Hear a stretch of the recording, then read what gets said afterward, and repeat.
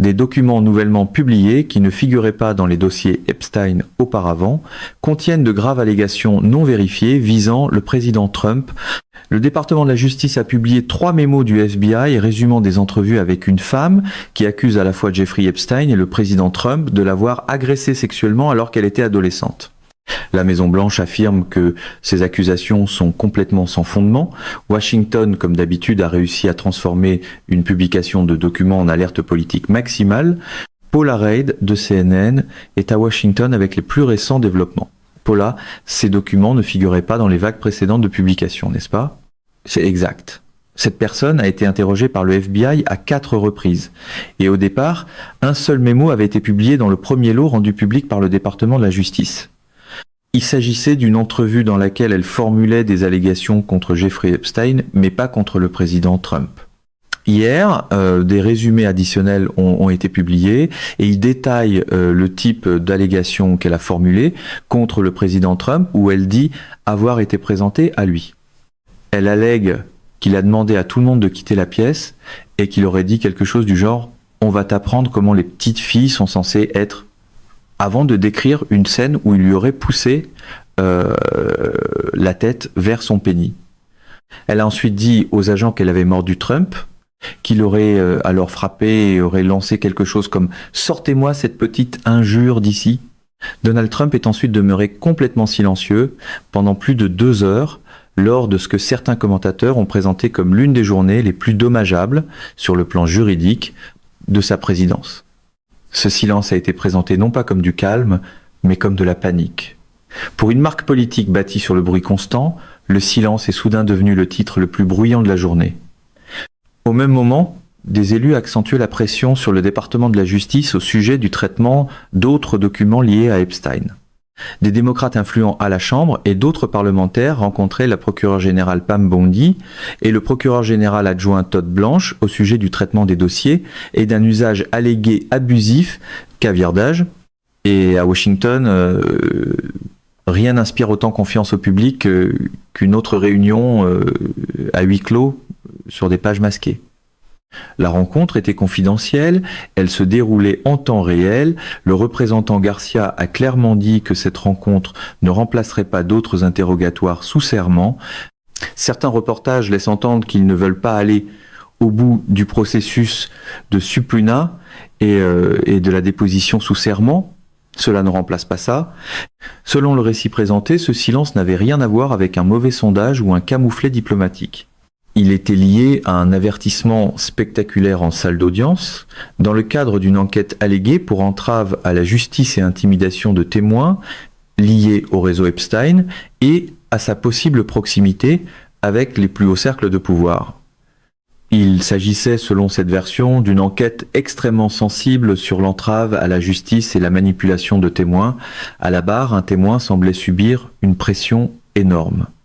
Pendant son témoignage, la personne aurait craqué, crié que Trump avait donné l'ordre, puis se serait effondré dans le box des témoins.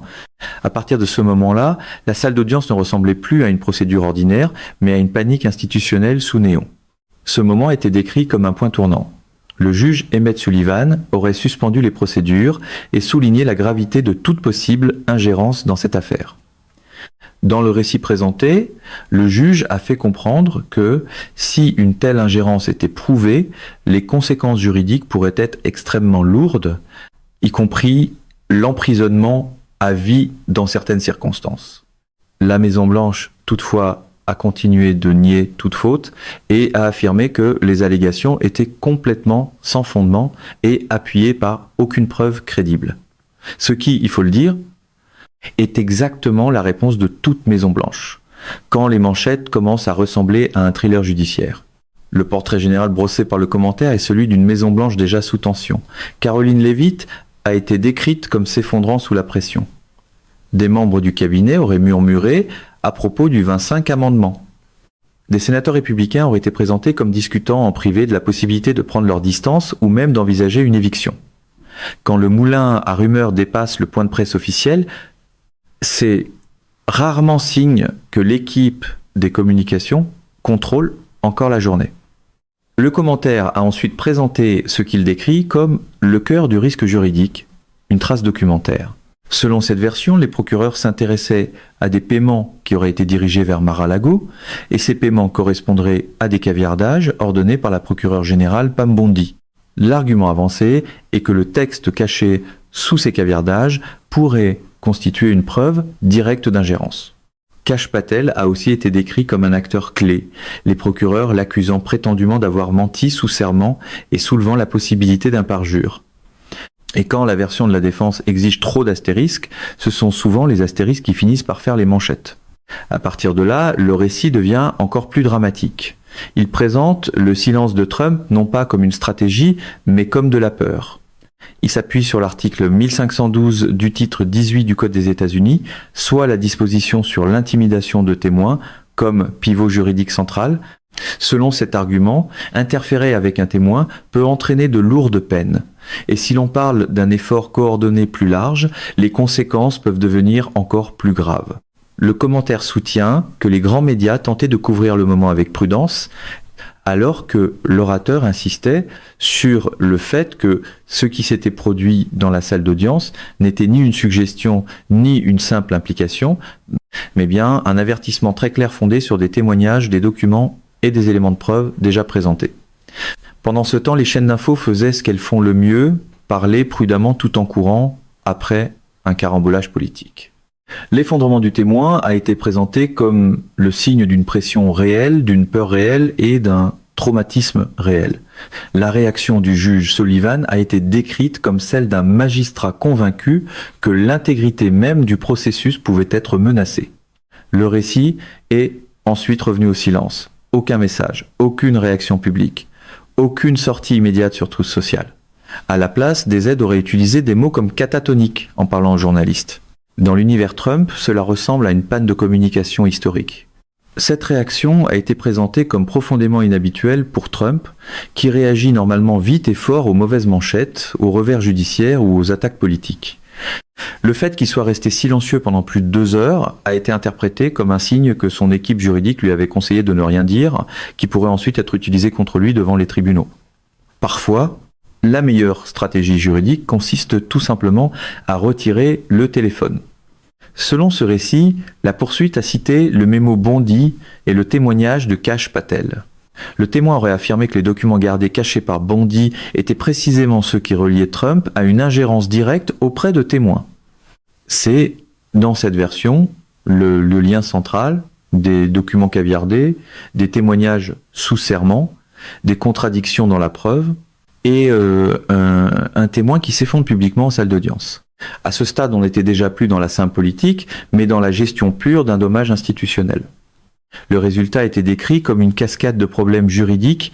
Un témoin parle, le témoignage d'un autre responsable est contesté, les caviardages deviennent centraux, et toute la structure de la défense semble, dans ce récit, commencer à s'écrouler. Le juge Sullivan a été présenté comme quelqu'un qui observait depuis des semaines ou des mois la désintégration de l'administration. Des informations sur la panique interne, le stress du personnel et des discussions privées sur la succession n'ont fait qu'amplifier l'impression de crise. Quand les murmures passent du message politique à la succession, aucune salle n'est vraiment calme, peu importe le ton du podium. Puis revient le moment clé. Un témoin s'effondre au tribunal en criant que Trump a ordonné l'ingérence. Dans cette version, c'est alors que le juge décide d'envoyer le message le plus clair possible. Si la preuve tient, l'exposition juridique pourrait être immense. Pas d'issue facile, pas de sortie simple, potentiellement la prison à vie au fédéral. Et la réponse de Trump a été le silence. Ce n'est pas exactement l'image d'un homme impatient de dominer le prochain cycle de nouvelles. Ce silence, soutient le narrateur, signifie que ses avocats ont compris à quel point la situation était devenue dangereuse. Cela signifie que la Maison-Blanche est en mode contrôle des dégâts. Cela signifie que des responsables préparent probablement déjà des mémoires juridiques, des plans d'urgence et même des scénarios de succession, tout en essayant de se distancier des retombées politiques et judiciaires. À ce stade, le manuel d'opération ne sert plus à gérer l'image, mais à gérer la survie. Mesdames et messieurs, notre émission d'aujourd'hui s'arrête ici. Nous vous invitons à partager votre avis personnel dans la section des commentaires ci-dessous. Perspective politique vous salue et vous donne rendez-vous très bientôt.